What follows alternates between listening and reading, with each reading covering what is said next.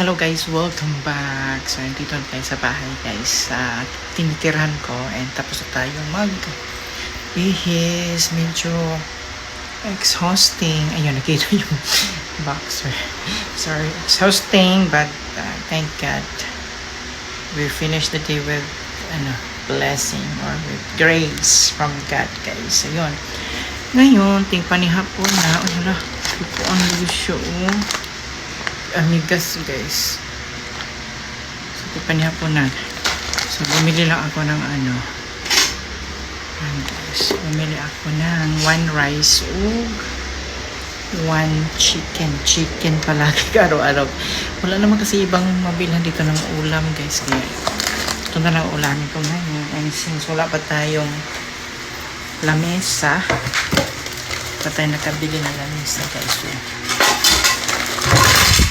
gagawin ko ngayon. Ito muna yung lamisa ko. Ito. Ayan. Ayan. So, ayan. Kain tayo.